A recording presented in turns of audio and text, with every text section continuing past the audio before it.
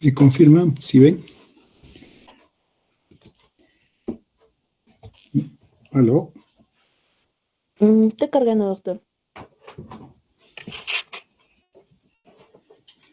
Sí se puede visualizar, doctor. Insulina. Listo. Entonces, empezaremos a ver este tema de la insulina.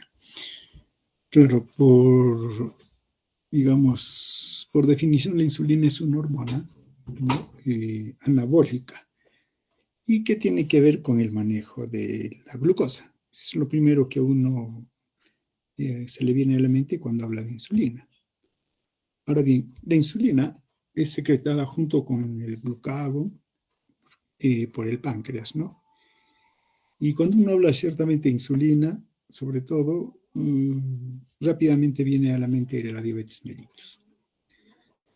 Pero eso, la diabetes es más bien una alteración, ¿no? En cuanto a la fisiología de la insulina. Lo dejamos allí. Pero sí debemos recordar que el páncreas es el que secreta la insulina, ¿no? Pero también hay que considerar que el glucagón también se secreta por el páncreas. Y entre los dos regulan el metabolismo de los glúcidos, de los lípidos y las proteínas.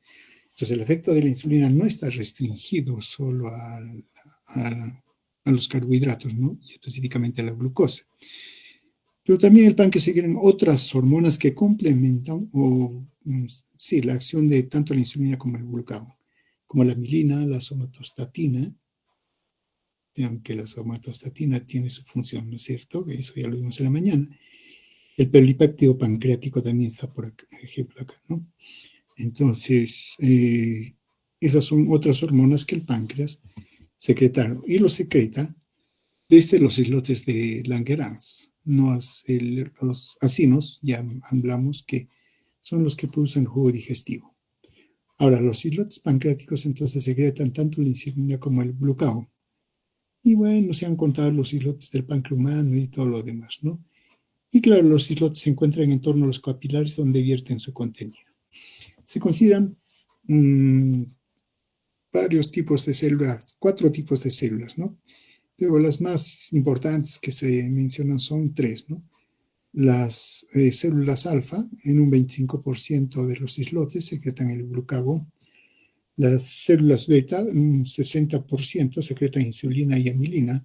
Las células delta, en un 10% que secretan somatostatina. Y las células PP, que secretan el polipéptido pancreático. La insulina sí tiene que ver con, o está asociada con la energía, y sobre todo con la abundancia de energía. Y eso básicamente, en ese concepto se tienen a los carbohidratos, que son los que proporcionan la energía. Entonces, tienen que ver con los carbohidratos. Los efectos de la insulina tienen que ver con la cantidad de carbohidratos que se está ingiriendo en la dieta, y a su vez la dieta es la que va a estimular la secreción de insulina. Si hay un exceso de carbohidratos, se depositarán como glucógeno, esto por efecto de la insulina, y también en el músculo. Si no se almacenan como glucógeno los carbohidratos, la glucosa, se va a convertir en grasa si se almacena en tejido adiposo. Entonces, la insulina también tiene que ver con este efecto. Además, hace que las células absorban más aminoácidos y lo transformen en proteínas. Y ese efecto tiene la insulina, cierto, ¿no? Pero vamos a ver que por ahí hay algo que vamos a comentar después. En cuanto al efecto, la insulina inhibe de la degradación de proteínas intracelulares.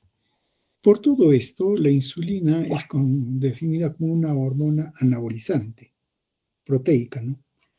Es lipogénica, da lugar a la formación de grasa, y básicamente porque inhibe a la lipoproteína lipasa, dependiente de hormona.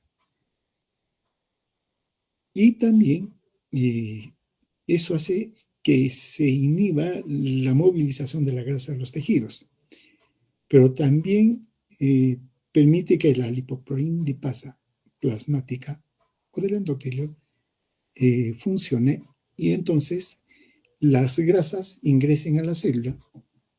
estimula la síntesis de triacilgliceroles e inhibe a la lipasa hormonosensible.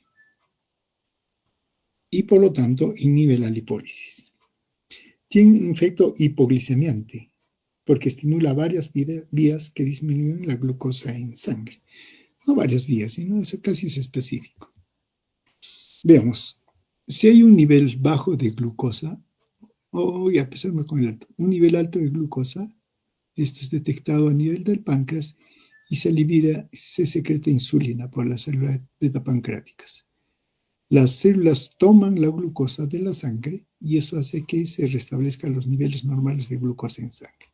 Eso es cuando el nivel es alto, entonces el páncreas secreta insulina. Pero si el nivel es bajo de glucosa, también el páncreas lo va a detectar, pero en vez de secretar insulina va a secretar glucagón, ¿no? Que está secretado por las células alfa.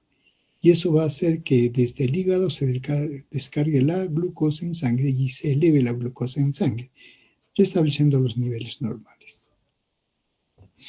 Miren, entre los dos están jugando durante todo el día, ¿no? Y dependiendo de si hemos ingerido o no los alimentos y si tenemos o no carbohidratos en sangre. La insulina almacena el glucógeno o la glucosa en forma de glucógeno, ¿no? A nivel del hígado, músculo, etc. Y también almacena grasa en el tejido graso, ácidos grasos en el tejido graso. De buena cuenta, la insulina no nos proporciona la glucosa, la guarda. Y el que sí nos proporciona la glucosa para todo el día es el glucagón, porque va a sacar la glucosa que está en los depósitos, sobre todo en el hígado, para mantener un mínimo nivel de glucosa en sangre y esa glucosa puede ser utilizada por el organismo. Claro, siempre vemos a la insulina como la más importante y es por los efectos de la diabetes y todo lo demás. Pero en el fondo, el que nos proporciona glucosa al organismo es el glucagón, no tanto la insulina. Ahora bien, los alimentos con alto contenido de azúcar estimulan la liberación de insulina, como mencionamos, ¿no? Si hay una disminución en los alimentos, inhibe la liberación de insulina. Esto lo vamos a ver en este momento. Veamos. Sí, sabemos que la insulina, acá tenemos la insulina, se va a liberar del páncreas y va a aumentar de forma paralela prácticamente a los carbohidratos que después de una comida se incrementan, ¿no? Y básicamente después de la comida de carbohidratos lo que asimilamos es la glucosa. Entonces, aquí tenemos que después de la comida hay un incremento de la glucosa y que es casi paralelo al incremento de la insulina. Entonces uno dice, no, si hay glucosa hay insulina. El estímulo para que se secrete insulina es la glucosa y va corriendo paralela. Y si vemos más bien al glucagón, el glucagón más bien disminuye, ¿no? Y mientras la glucosa ya disminuye, va disminuyendo, ¿cierto? A niveles, digamos, ya límites, el que va a ir aumentando es el glucagón y la insulina más bien va a seguir bajando. Ya no hay insulina, ¿no? Porque este nivel de glucosa debe ser mantenido, por lo menos 70 miligramos por decilitro. Y para mantener eso, el glucagón tiene que elevarse para mantener. La insulina va a seguir bajando más bien, ¿no? Ahora bien, claro que tenemos algunos inconvenientes que debemos tomar en cuenta. Cuando hablamos de glucosa, niveles de glucosa normales, debemos tener en cuenta en qué momento nos encontramos. Si estamos en ayunas, el rango en el cual se debe entrar la glucosa es de 70 a 110 miligramos por decilitro. Si ustedes quieren, 3,9 a 6,1 milimoles por litro. Postprandial, o sea, después que se han ingerido los alimentos, de hecho, la glucosa va a elevarse, ¿no? Por la asimilación de los carbohidratos y digestión y todo lo demás. Pero ese aumento no debe pasar, no debe llegar a los 140 miligramos por decilitro o 7,8 milimoles por litro.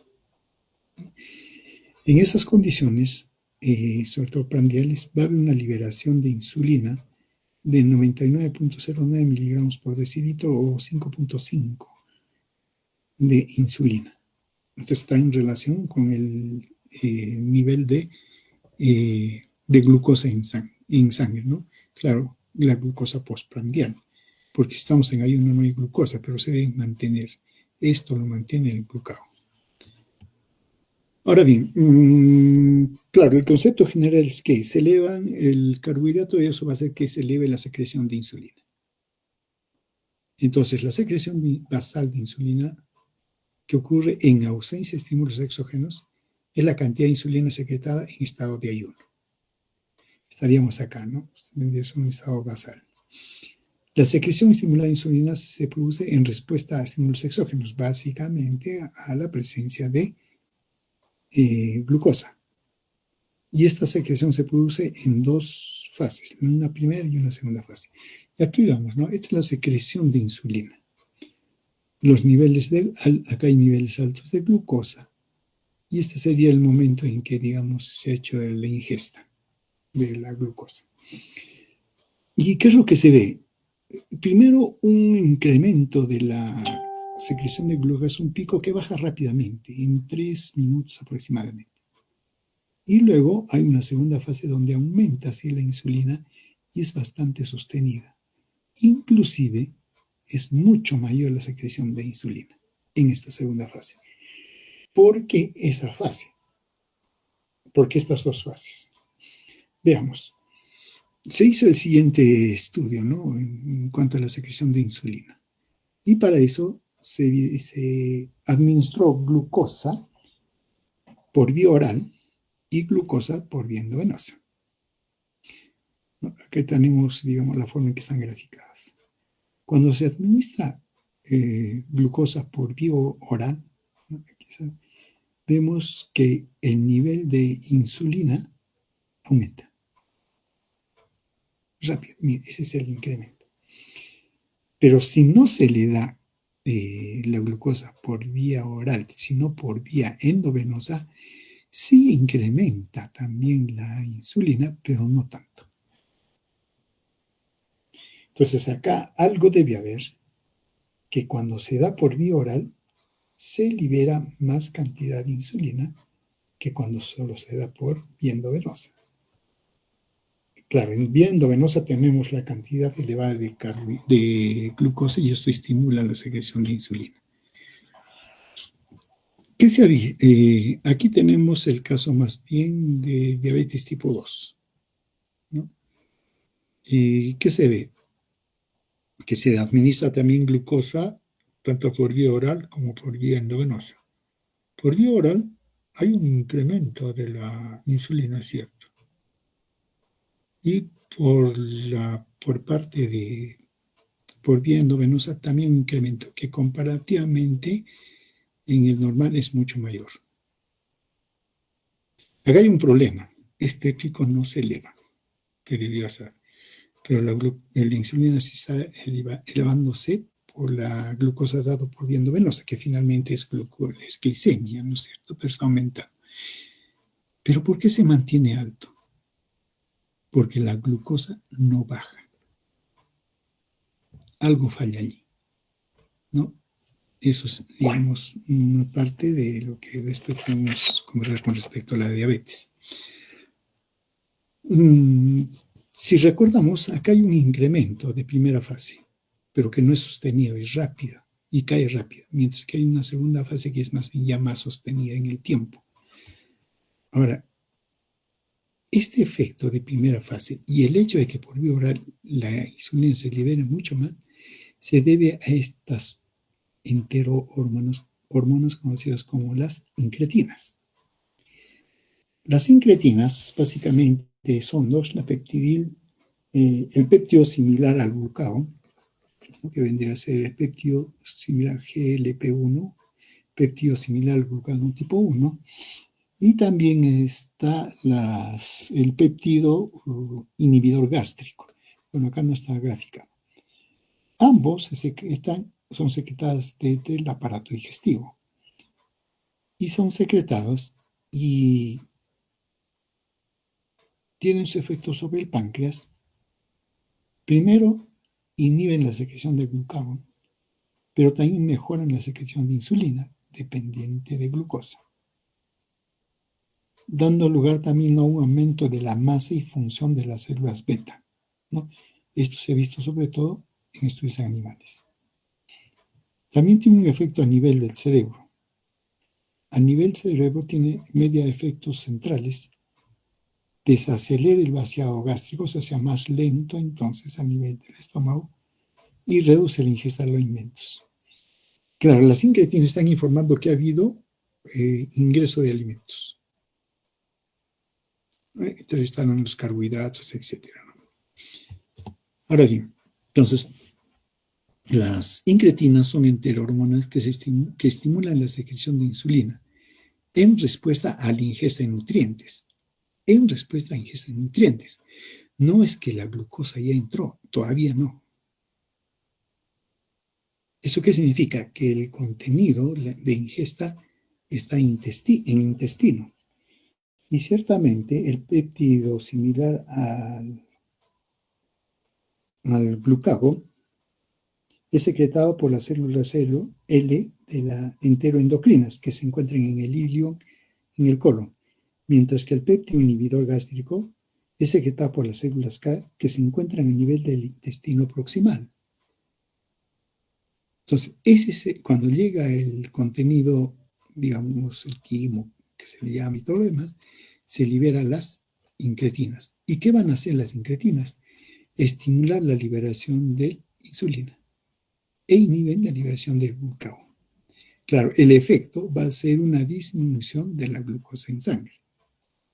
Y esto es lo que producen las incretinas.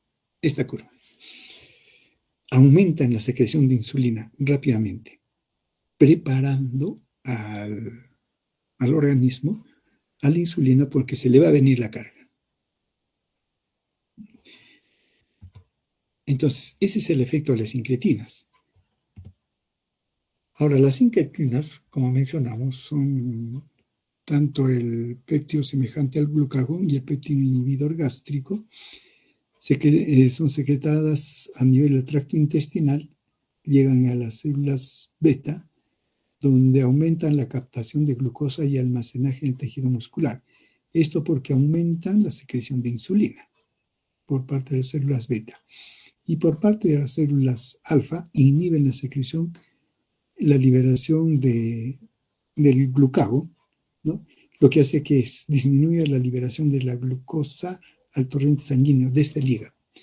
La insulina aumenta más bien la captación de glucosa y almacena en el músculo y en tejido la glucosa, ¿no? Y entre ambos efectos se controla el nivel de glicemia. Entonces, ¿qué tenemos? Si uno hace el seguimiento de los niveles de glucosa en sangre, por ejemplo, y los niveles de insulina en sangre, que están graficados de estos colores, y uno ve rápidamente que son paralelos. Suben los niveles de glucosa, ¿no? Aquí, inmediatamente el nivel de insulina sube, primer pico. Luego siguen subiendo los niveles de glucosa, los niveles de insulina también suben. Esto, miren, sobre todo en alimentos ricos en glucosa y también en alimentos ricos en sacarosa, fructosa, glucosa, que finalmente da glucosa. Ya que hasta, ¿no? Después del desayuno viene rápidamente un pico, primer pico, y luego después está una elevación de la insulina por la elevación de la glucosa, que es mucho mayor, un poco más de tiempo. Y lo mismo sucede en el almuerzo y después también en la cena. Ahora bien, como dijimos, la secreción de insulina se da por parte de las células beta pancreáticas. Ahora bien, para que se pueda liberar la insulina, se necesita un nivel alto de glucosa, 99,0 miligramos por ciento o por decilitro. Es a este nivel que el transportador GLUT2 permite el ingreso de la glucosa, facilita el transporte de glucosa. Una vez que la glucosa ha ingresado, tenemos a la mitocondria y esto da lugar entonces a la síntesis de ATP. El aumento de síntesis de ATP va a y va a inhibir al conducto de potasio sensible a ATP y lo cierra. Es un conducto de potasio sensible a ATP. Este conducto permite que el potasio salga, pero si cerramos este conducto, el potasio dentro de la célula, ¿qué sucede? Se acumula y se acerca poco a poco al umbral de despolarización y despolariza. Al despolarizarse, el conducto de calcio, controlado por voltaje, se activa y deja que ingrese el calcio. Una vez que ha ingresado el calcio, lo que va a hacer, ¿no? Desde el retículo endoplasmático, donde está almacenado el calcio, se libera y al liberarse el calcio a través de moléculas transportadoras, los gránulos que contienen la insulina sea secretada por exocitosis desde las células beta. Esa es la forma en que se secreta la insulina. Por las células beta, estimulados por niveles altos de glucosa. Y gracias al transportador GLUT2 que le permite el ingreso de la glucosa. Ahora, la insulina se secreta como una proteína bastante grande, compleja, como una sola cadena, conocida como la preproinsulina. Lo primero que sucede en la insulina, en el retículo endoplasmático, luego en el aparato de Golgi, es que el péptido señal, esta secuencia señal, que está en el extremo N-terminal, se rompe, se saca, ¿no? Y entonces la proinsulina queda como proinsulina, que tiene toda una sola cadena. Por biología celular molecular, ustedes deben recordarse qué es lo que hace este péptido señal, ¿no? Pero se va y ahí queda. Después va a haber un clivaje, un fraccionamiento, en el cual de esta cadena que ha quedado se saca toda una secuencia conocida como el péptido C y se saca. Y entonces quedan tanto la cadena B como la cadena A, o cadena beta o alfa, unidos por puentes disulfuro, que viene a ser la insulina. Esta es la insulina. Ahora, el péptido C no se le conoce ninguna función, pero sí sirve para medir, por ejemplo, la producción de insulina. Claro, se puede determinar la misma cantidad de insulina, ¿cierto? Pero también se puede medir el péptido C porque su cantidad refleja la cantidad de insulina que se tiene o que se ha producido, ¿no? Ahora bien, la insulina actúa a través de receptores de insulina, que son receptores tirosinoquinasa. Tienen un dominio extracelular, un dominio transmembrana y un dominio intracelular que es justamente con actividad tirosinoquinasa. Va a dar lugar a señales de transducción, etc. Cuando la insulina se une en la parte externa extracelular al receptor, este receptor se activa y se fosforila. Claro, esto da lugar a que consuma ATP, ¿no? Pero va a dar lugar a una secuencia de señales entre ellas el péptido intestinal, el IP3, que es péptido, ya me olvidé su nombrecito, pero que da lugar a señales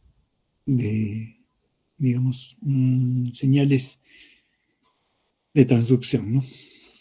Ahora bien, tenemos la insulina y las señales de transducción. Ahora, ¿qué cosa hacen estas señales de transducción? Lo que van a hacer es que estas vesículas que tienen los transportadores de glucosa y que se encuentran fijados ahí, se desplacen hacia la membrana y se ubiquen en la membrana de la célula. Entonces, ¿qué tenemos?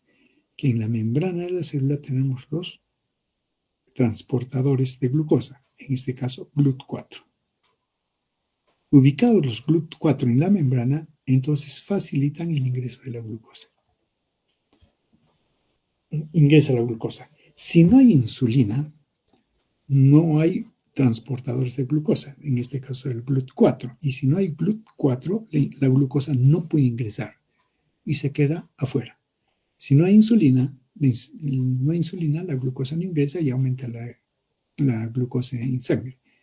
¿De qué estamos hablando? De diabetes. ¿No? Ahora bien, acá nos ponen el GLUT4 porque si es el GLUT4 es dependiente de la insulina. Pero también debemos recordar que hay 14 GLUTs que se describen hoy en día y están agrupados en 3 grupos. No vamos a hacer todo el extenso, pero vamos a nombrar algunos que nos interesan, ¿no? Entonces, todos los transportes de glucosa dependen de insulina para expresarse, sí, pero en diferente medida. Por ejemplo, el GLUT1, que transporta glucosa y galactosa, su Km, o sea, la afinidad con el cual va a dar lugar a que la glucosa ingrese a la célula a través de este transportador, el GLUT1 es 2. Eso es bajísimo. O sea, este transportador puede dejar pasar la glucosa a concentraciones bien bajas y prácticamente no depende de la insulina para su expresión en la membrana. No requiere.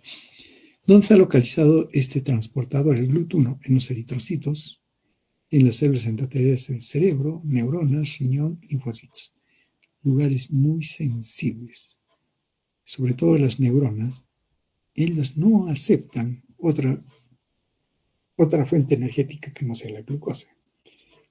Y si se le condicionaría a su transportador glucosa o facilitador glucosa a la insulina, podría haber problemas. Entonces mejor lo dejamos tranquilo y el GLUT hace pasar la glucosa a estas células sin necesidad de la presencia de insulina. Por eso un diabético, aunque esté mal, está consciente, es lúcido. Y aunque tenga otras complicaciones, ¿no? ¿Qué enfermedades están relacionadas a alteraciones del GLUT1? Síndrome de deficiencia de transporte tipo 1. Bueno, el GLUT2, ¿qué dijimos? Que se encuentra en las células beta pancreáticas. Miren, su Km es alto. Entonces, las células beta van a liberar la insulina solo cuando los niveles de glucosa son altos. Están en las células pancreáticas, entonces se elevan y tienen que estar alto. Entonces lo detecta, porque las células beta detectan el nivel de glucosa y liberan insulina. No tanto porque ellas lo necesiten la glucosa para su fuente energética y todo lo demás, no, sino que tiene que secretar la insulina. Y solamente lo va a poder hacer, o mejor dicho, lo va a hacer si es que los niveles de glucosa están altos. Si no fuera así, entonces las células beta estarían secretando insulina aún a niveles bajos de glucosa. Y eso no lo hacen, solo a niveles altos, ¿no? Está el GLUT3 que transporta glucosa y galactosa. Su Km también es bajo. Está en el sistema nervioso central, en placenta, hígado, riñón, corazón y los linfocitos también, ¿no? El GLUT4, que es el que más generalmente hablamos, está en tejidos sensibles a insulina.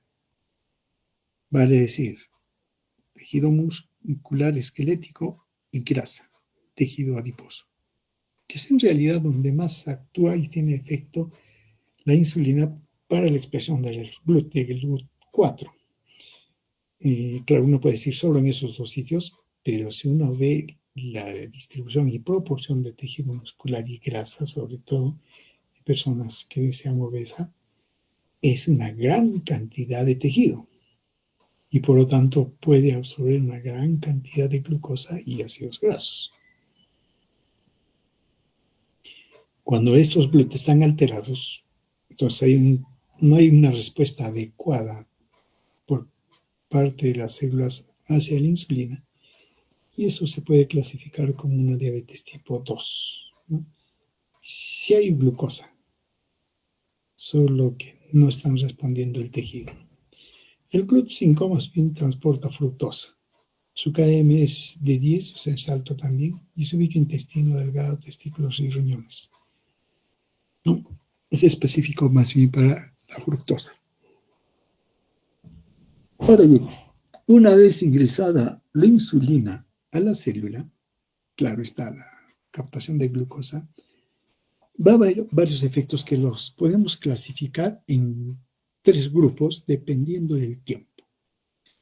Hay efectos que se dan de manera rápida, en segundos, por ejemplo, la captación celular de glucosa. También el aumento de permeabilidad a los aminoácidos y al potasio, a fosfatos, y estos ingresan a la célula. Por ejemplo, cuando hay una hiperpotasemia, y eso es urgente, darle el tratamiento, entonces, ¿qué se le da? Glucosa con insulina, ¿no? ¿Para qué? Para que ingrese, haya glucosa y todo lo demás, pero para que ingrese el potasio intracelular. Y entonces disminuye el potasio a nivel de la sangre, ¿no? Hay otros efectos que se van a expresar más bien en minutos, pero que estén relacionados a la modificación de las rutas metabólicas por modulación enzimática.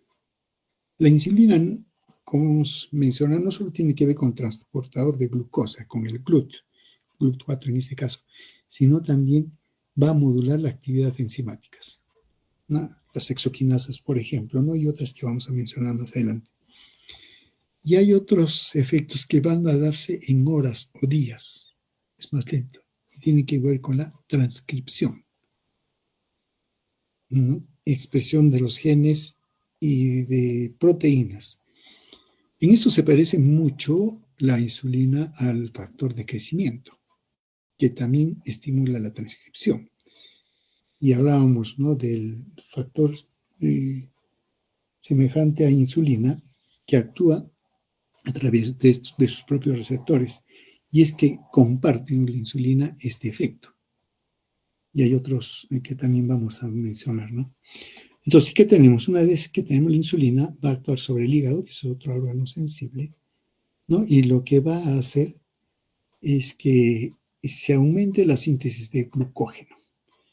¿Y todo para qué?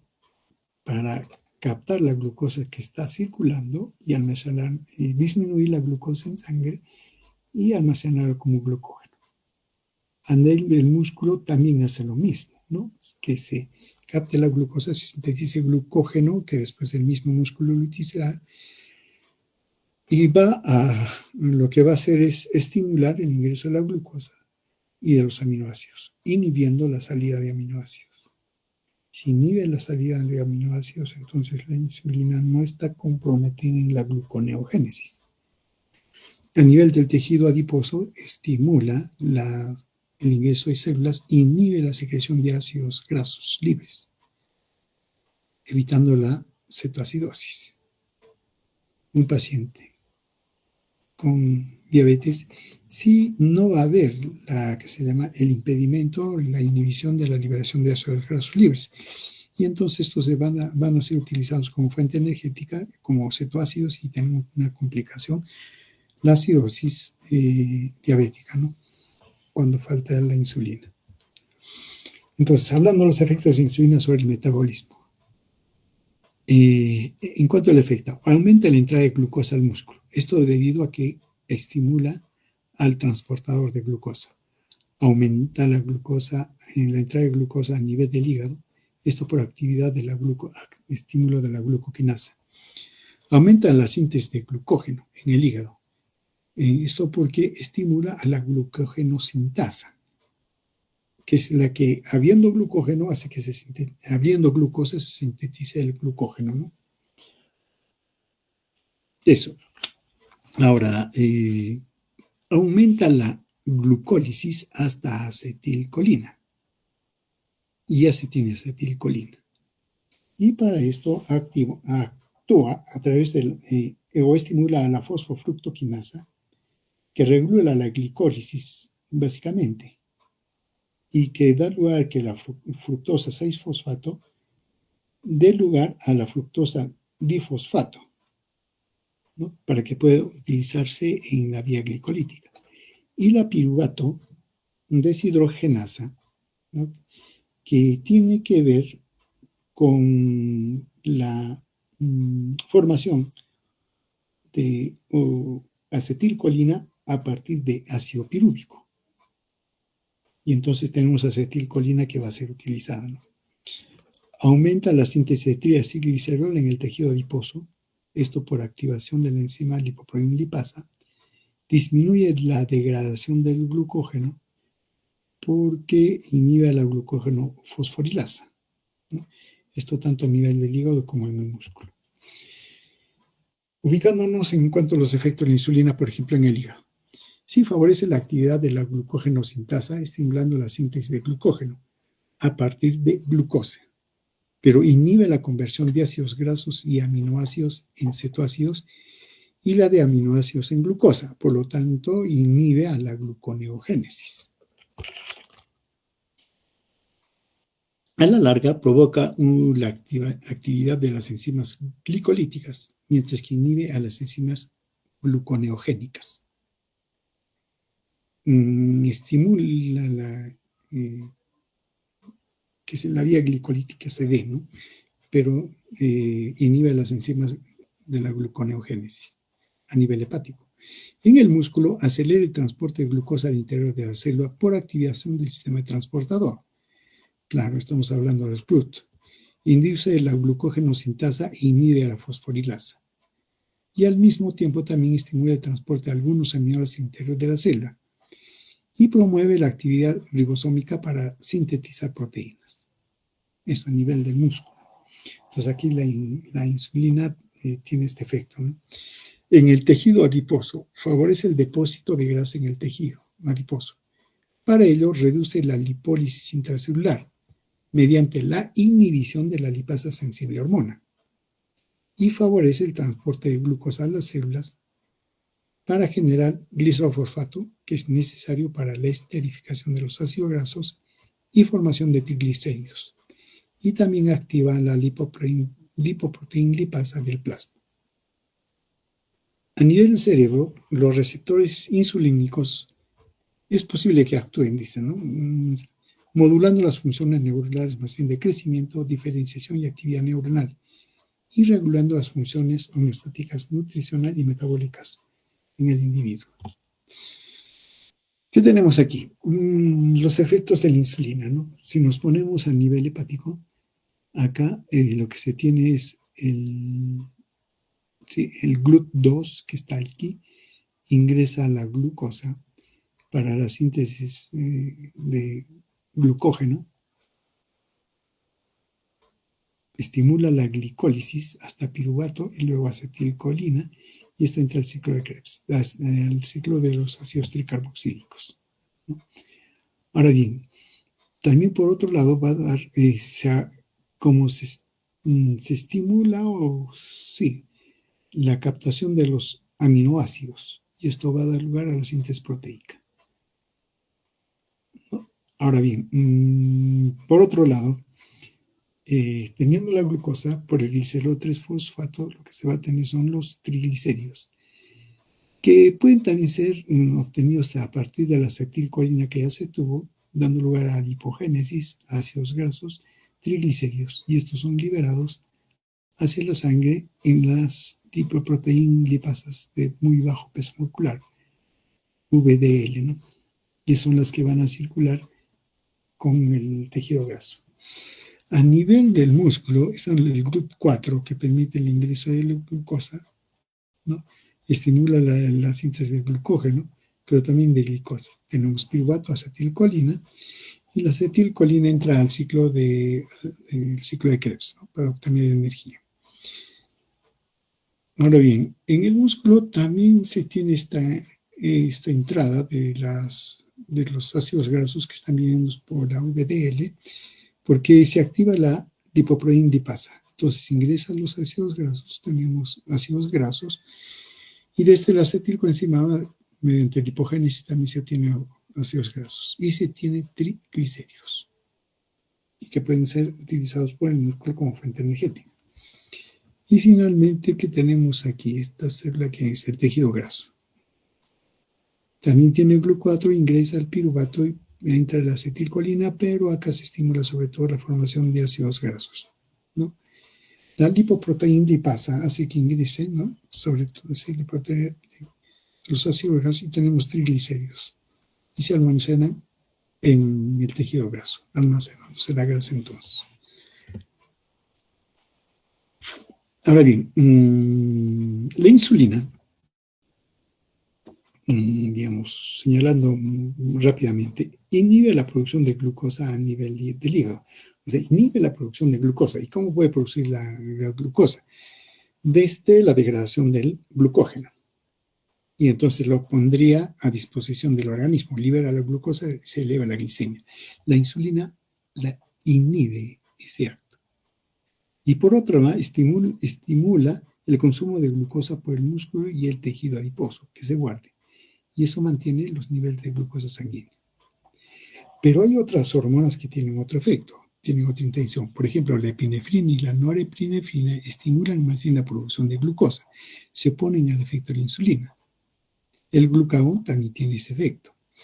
Los glucocorticoides estimulan también la producción de glucosa y también inhiben el consumo de glucosa por el tejido muscular y adiposo, ¿no?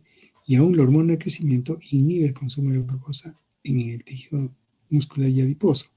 En buena cuenta, estas hormonas se oponen a la acción de insulina. Y la presencia de esas hormonas pueden dar lugar a resistencia a la insulina. La resistencia a la insulina se da porque en el receptor de insulina la insulina no lo activa. Y como no lo activa, no hay los GLUTs. Y si no hay GLUTs, la glucosa no ingresa. Acá las células están fallando en respuesta a la insulina. Esa es la resistencia a insulina y que puede estar mediado por estas otras hormonas que estamos mencionando. Muy bien. Si falta la insulina, lo que tenemos es la diabetes, ¿no? Pero ¿cómo se puede determinar que falta glucosa, o mejor dicho, cómo podemos saber si hay una diabetes, ¿no? Por un problema de la insulina? Hay algunos criterios que hay que tomar en cuenta. Si uno toma una muestra de concentración de glucosa de forma aleatoria en un paciente que tenga síntomas de diabetes, lo típico, ¿no? Poliuria, polidipsia, polifagia. Es lo típico en un paciente cuando tiene diabetes. Poliuria, eliminar la orina. Polifagia, tiene apetito, comer. Polifagia, polidipsia, bastante líquido, ¿no? Siente sed. ¿Y por qué siente sed? Porque la glucosa está alta, la osmolaridad está alta y tiene ganas de tomar líquidos y todo lo demás, ¿no? No es sino una manifestación de la elevación de la glucosa. Si en este paciente, esta persona, de forma aleatoria, cuando se le pide la glucosa en sangre, está por encima de 200 miligramos por ciento, y esa es una diabetes. O si quieren 11.1 milimolar. La otra es que la glucosa plasmática en ayunas sea superior a 126 miligramos por decilitro. En ayunas, ¿no? Ahora, se puede hacer una prueba, ¿no? La glucosa plasmática a las 2 horas después de haber hecho la prueba de tolerancia a la glucosa. Se le da una X cantidad de glucosa preparada y, claro, sabemos que al ingerir va a pasar la glucosa a sangre, eso va a hacer que se libere insulina y la insulina después baje el nivel de glucosa, pero eso debe bajar a las 2 horas. Si pasa a las 2 horas hay niveles altos de glicemia, significa que no hay insulina o no está funcionando la insulina. Y hay otra forma más. Está la hemoglobina glicolizada. La hemoglobina, cuando está, digamos, en un medio con bastante glucosa, se glicoliza, ¿no? Normalmente el valor de hemoglobina glicolizada es menor a 5% de toda la hemoglobina. Pero si se hace un dosaje y se encuentra que más del 6.5% de hemoglobina está glicolizada, ¿eso qué significa? Que la hemoglobina está en medio de la glucosa por mucho tiempo, no de, digamos, horas, sino meses inclusive. Por eso, si un paciente viene y uno le pregunta, ¿ha usted tomado o se está aplicando la insulina? Sí. ¿Se siente mejor? Sí. A ver, ¿será verdad o será mentira? Claro, se puede verificar los niveles de glucosa y puede que de repente estén normales, porque esa mañana se puso la insulina. Pero si uno revisa la hemoglobina glicolizada y esta está aumentada, significa que el paciente no ha estado siguiendo con el esquema. Entonces, la hemoglobina glicolizada nos permite ver cómo han sido los niveles de glucosa por lo menos en los 3 últimos meses. Esta es la famosa prueba de tolerancia a la glucosa, ¿no? Una persona normal se le da una cantidad de glucosa, ¿no? Y es lógico lo que mencionamos, ¿no? Va a darse un aumento de la glicemia en sangre. Pero a las 2 horas disminuye. ¿Y por qué disminuye? Porque se entiende que la insulina salió y eso hizo que se bajara a valores normales a las 2 horas. En caso de diabetes, lo que sucede es sí un aumento de la glicemia, pero no baja. Está bien alto. Claro, aquí para hacer esta prueba se da una determinada cantidad de glucosa. Al 0 minutos, que vendría a ser la basal, está dentro de los valores normales, debe estar. A los 30 minutos sí se acepta una elevación entre 120 a 170. A los 60 minutos ya debe ir bajando. Y a las 2 horas ya debe estar nuevamente muy cercano al nivel basal. Esa es una prueba de tolerancia a la glucosa normal. Pero si es que estos valores no bajan y se mantiene alta la glicemia, es una curva de tolerancia a la glucosa que nos está señalando que no hay insulina. Listo, ahí con la insulina. Ahora entramos a hablar con respecto a la otra hormona que tiene el efecto contrario, el glucagón, ¿no? Secretado por las células alfa. Más bien el glucagón es catabolizante proteico, degrada las proteínas, es lipolítica y es hiperglicemiante. Solamente para referencias, ¿no? El glucagón es un péptido de 29 aminoácidos, ¿no? Su peso molecular de 3.485 Dalton, producido por las células alfa. En las células L del intestino también se encuentra lo que llamamos el péptido semejante al glucagón, que tiene el efecto de estimular la secreción. Ambos, el glucagón y este péptido, tienen el mismo origen, solo que están en diferentes lugares y tienen diferentes efectos. La liberación del glucagón es regulada por diversos estímulos que vamos a mencionar. Pero antes veamos esto. Acá tenemos el glucagón en plasma. Aquí la glucosa en plasma y acá la insulina. Veamos este punto, ¿no? Donde es uno donde se tiene el consumo de los alimentos, una comida.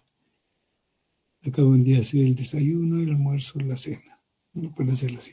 Si uno ve en esos momentos, aquí también y acá, pero veámoslos acá. Claro, lo que va a suceder en la que la glucosa en sangre después de la ingesta va a aumentar. Y eso va a hacer que aumente la insulina. Estamos bien. Pero en el momento más bajo de la glucosa en plasma está el pico del glucagón.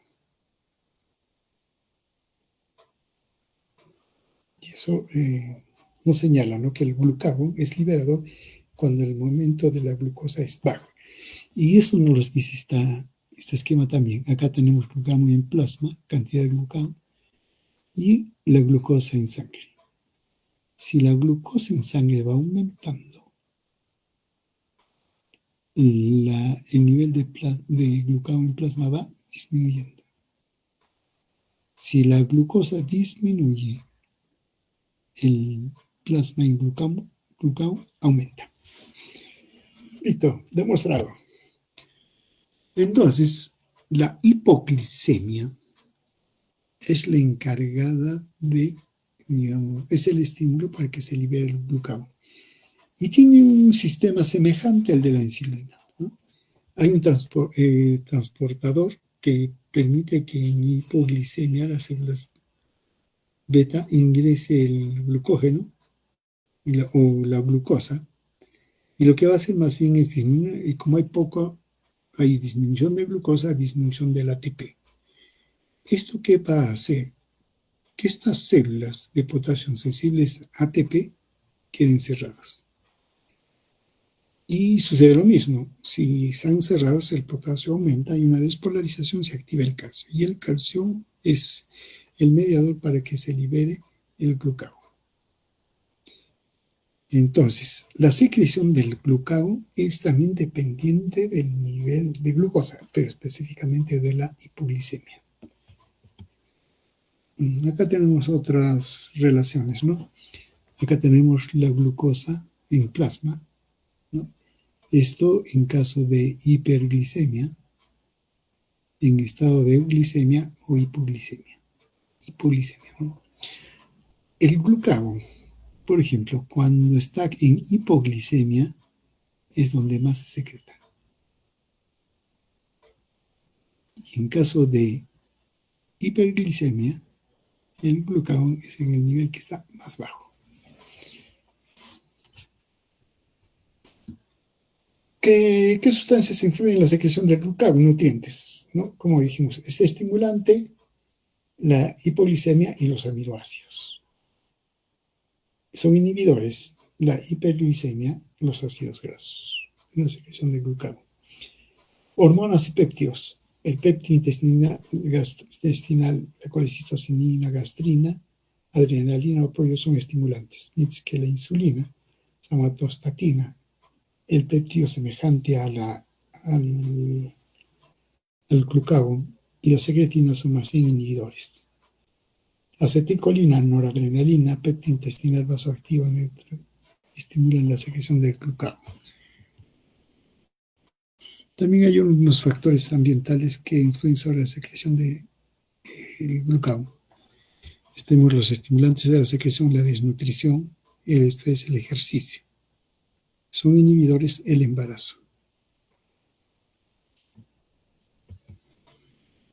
Ahora bien, entre los efectos metabólicos del glucagón sobre el metabolismo de carbohidratos, incrementa la gluconeogénesis, ¿no? Esto por efecto sobre las enzimas hepáticas y un incremento de la oferta de aminoácidos, que es la gluconeogénicos. La insulina también se incrementa, la insulina se libera cuando hay aminoácidos. O sea, en buena cuenta, el glucagón y la insulina se secretan cuando hay aumento de aminoácidos. Pero esto no es oposición. ¿Cuál sería la explicación?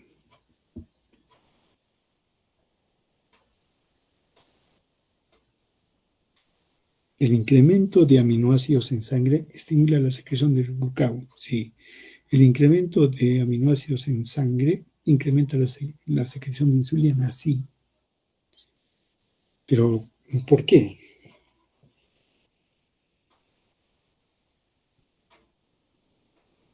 ¿Hay alguien? Creo que no hay nadie.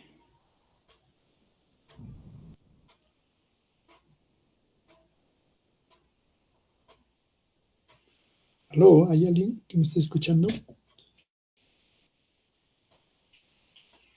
No hay nadie, creo que soy autista. Bueno, como no hay Sí, se nadie. le escucha. ¿Aló? Sí, doctor, se le escucha. Ya, pero ¿me pueden explicar por qué el aumento de los aminoácidos en sangre hacen de que se libere glucagón y también que se libere insulina? Si consideramos que el glucagón y la insulina son hormonas opuestas.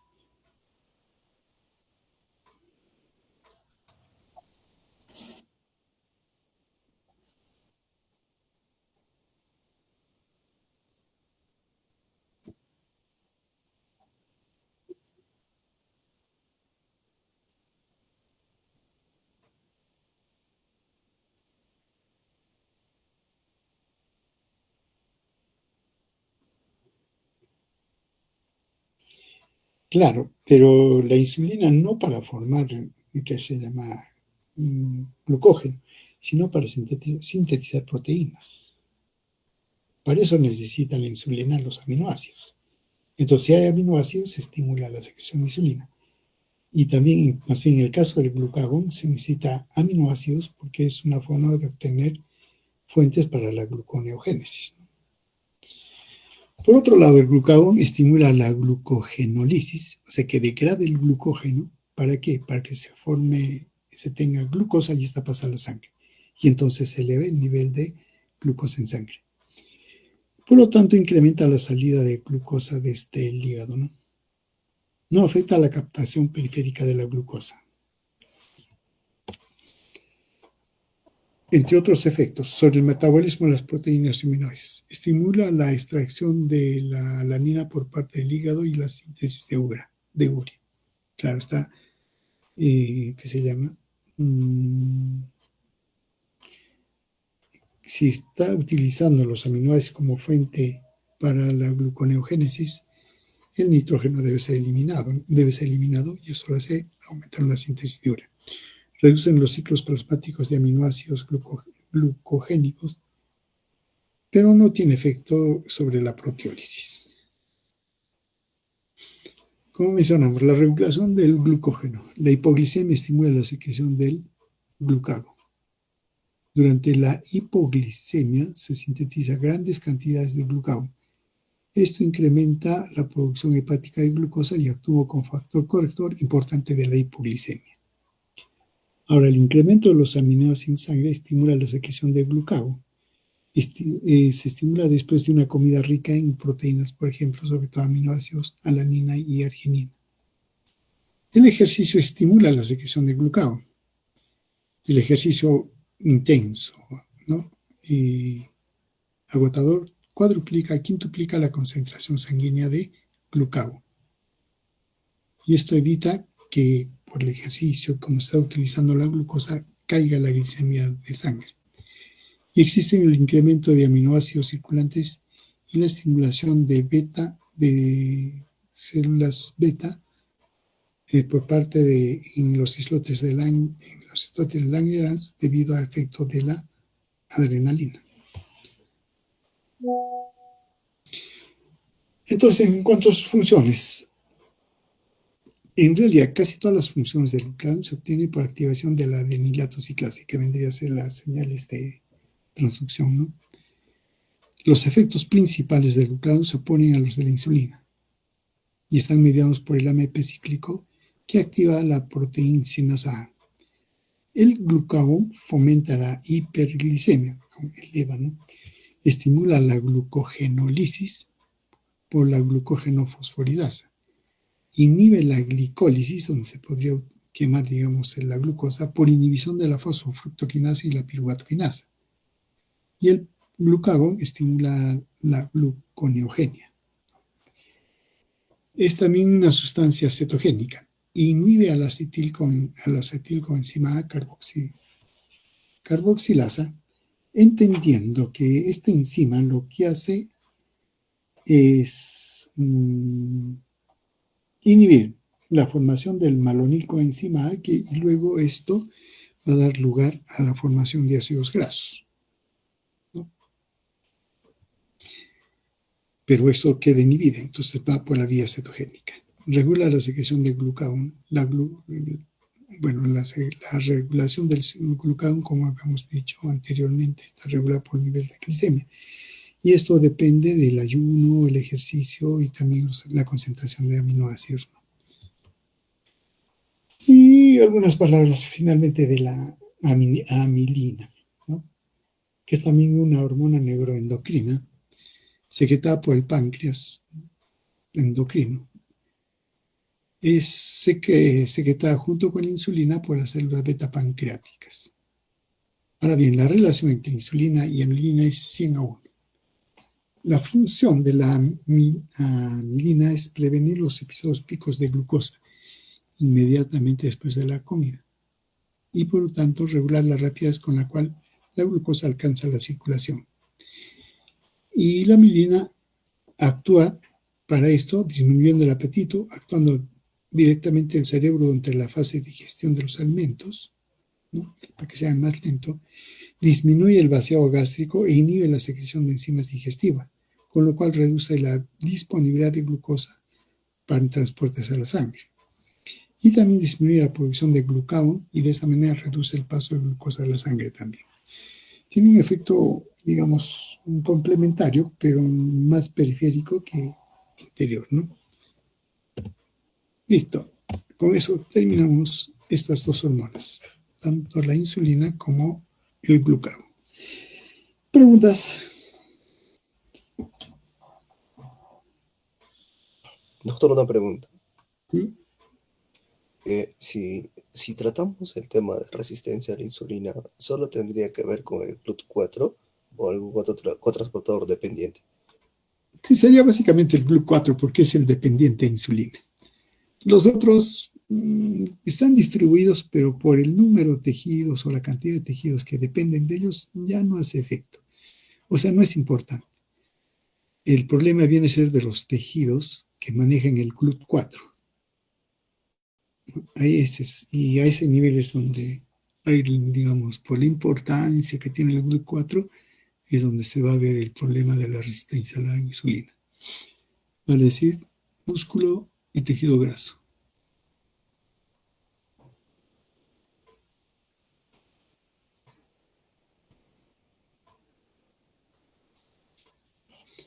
Así es.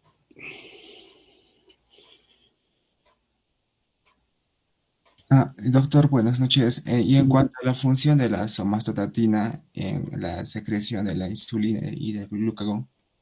Eso lo veremos después, porque vamos a hablar de otra hormona que acá nos está faltando. Sí, bueno, hemos hablado de la glucosa, pero vamos a empezar a hablar también de los glucocorticoides. Y la somatostatina ya la hemos mencionado. Ya estamos mencionando insulina, glucagón, somatostatina, nos falta glucocorticoides, ¿no? Y con eso tenemos el panorama de cómo se maneja la glucosa en general, pero en determinadas circunstancias, ¿no? Vamos a completar allí. Vamos a ver lo que es glucocorticoides y ahí lo vemos. Ya. ¿Listo? Pero vayan viendo el manejo de los glucocorticoides en la glicemia.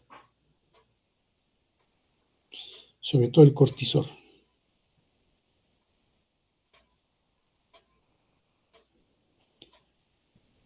Bien, yo creo que por el día de hoy terminamos nuestra reunión. Muy bien.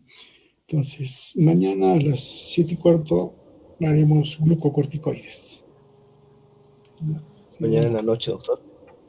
no, mañana en la mañana, porque en la noche yo tengo una reunión. Entonces, mañana a las 7 de la mañana, 7:30 empezaremos. Está bien, doctor. Muchas gracias. Muy bien. Entonces,